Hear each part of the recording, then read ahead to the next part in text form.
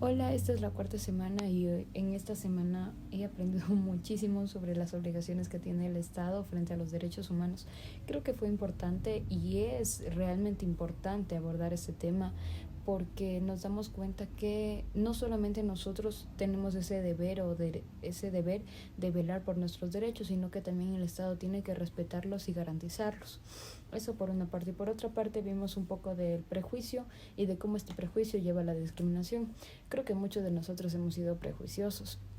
Y esto se da más que todo porque es algo cultural y algo que se nos implanta en nuestra casa o muchas veces en las escuelas o el trabajo. Entonces creo que todos hemos pasado por esto y ver cómo, o sea, esta clase fue muy interesante porque es como que ver cómo se va desarrollando toda esta discriminación, este prejuicio que conlleva la discriminación.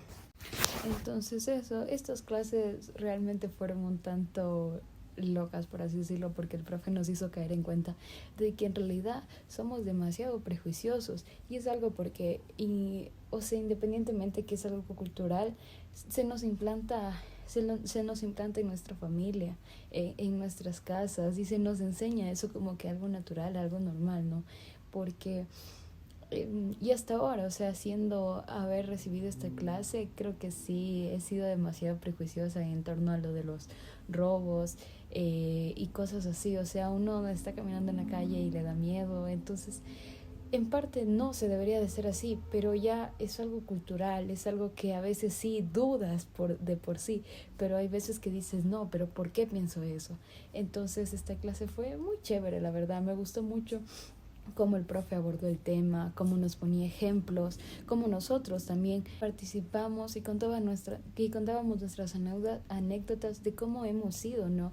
De cómo hemos sido en diferentes situaciones de nuestra vida, siendo prejuiciosos, cuando en realidad no deberíamos de ser así. ¿Por qué somos así? O sea, esta clase nos hizo reflexionar bastante de por qué, cuestionarnos de que eso está mal, de que lo que nos han enseñado en nuestras casas muchas veces no está bien, no todo lo que nos dicen en nuestras casas tiene que ser sí o sí, sino que nos implantan ese pensamiento hegemónico, discriminatorio, prejuicioso.